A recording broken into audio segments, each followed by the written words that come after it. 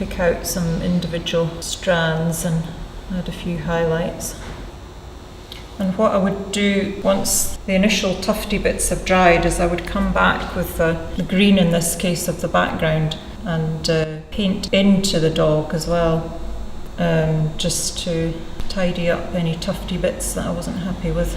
If you just vary the direction of the strokes a bit, it gives you a slightly more realistic.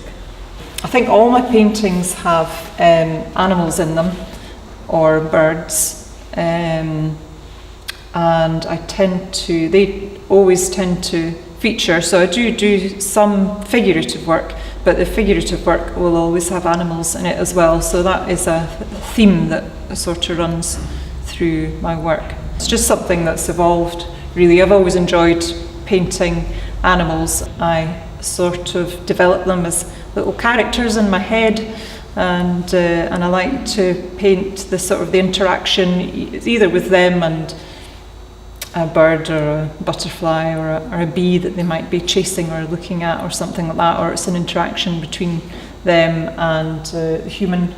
So my background colour is the green, so I'm going to just paint into that as well. It's very difficult sometimes to paint very fine lines, but if you have painted a line that's a bit too thick and then you paint into the line, you can make it much finer, and you're not actually having to paint the line on, you're just narrowing it, painting into it. I've got my photograph of my meadow just for reference, but I'm really just using the colours and building up shapes that are loose, sort of organic shapes. I'm not worrying too much about them being a particular flower or a particular shape. And eventually the whole of this foreground will be full of flowers.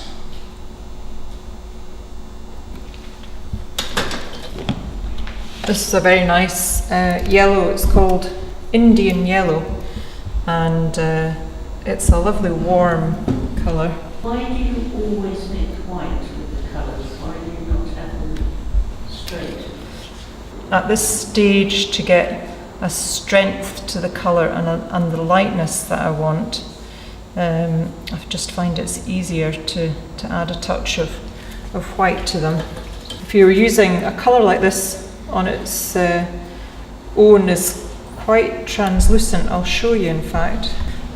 So because I'm painting this on top of a green, even though it's quite a light green, you can see how translucent that is in comparison to the one that I've added a touch of white to. Sometimes it's nice to maybe restrict your palette slightly, so instead of using every colour available, I mean, some of my paintings that I do might only have 3 or 4 colours plus white and a Payne's grey. Some of them will have more than that, but I would never use all of my colours available. I might use 4 or 5 and mix them, but sometimes you can get a more dramatic effect by limiting your palette slightly.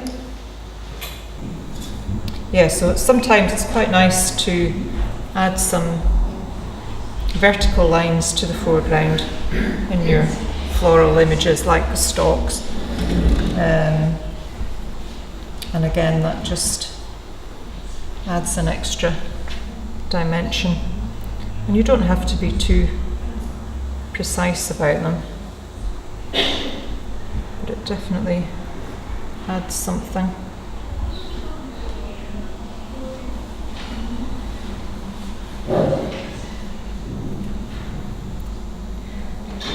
And then once I've finished adding my details and adding my stalks and building up my flowers, I would come back to my bees and add the details to them, add their legs and their wee feelers at the front.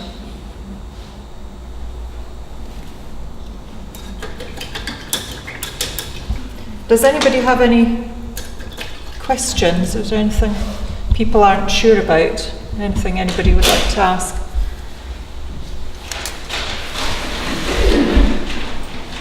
Okay, well, Ailsa, thank you very much for that. It's interesting from my point of view to see how a painter would approach a piece of work from a designer's point of view, as opposed to a fine artist. Many of the demonstrators that come here are fine artists, so I find that quite interesting.